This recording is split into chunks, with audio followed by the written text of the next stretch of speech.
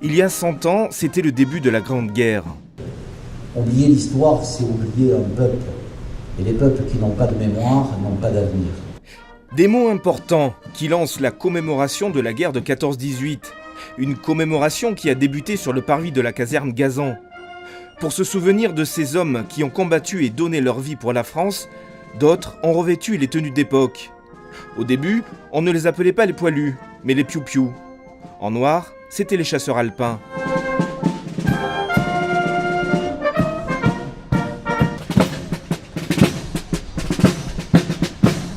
Après s'être recueillis devant les plaques commémoratives, le maire, son cortège, les piou-piou et les porte-drapeaux ont emboîté le pas de leur fanfare du 27e bataillon des chasseurs alpins en direction du centre-ville.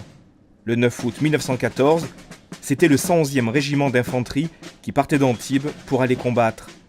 Ils étaient 3000, ils n'en reviendront jamais. Les régiments d'Antibes, le 111e, le 114e, a participé à la création du 15e corps d'armée, qui était le corps d'armée des gens du Midi.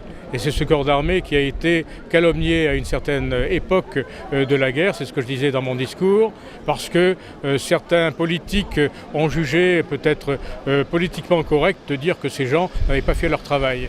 Et ça a été repris par des militaires également, mais heureusement, au bout d'un certain temps, la vérité a été faite et le 15e corps a été blanchi. Mais aujourd'hui, en défilant dans ces tenues chargées d'histoire, que pensent ceux qui font revivre ces piou-piou?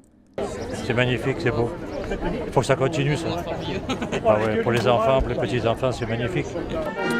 Pour me rappeler un peu de l'histoire et pour ensuite pour être solidaire, quoi. Cette marche à travers la ville, ces aubades des chasseurs alpins, c'est une sorte d'appel ou de rappel à l'histoire. Jusqu'à la fin de l'année, en plus de l'exposition du musée Péné sur la presse de cette époque, Antibes propose une formidable exposition sur cette grande guerre dans les locaux des archives municipales.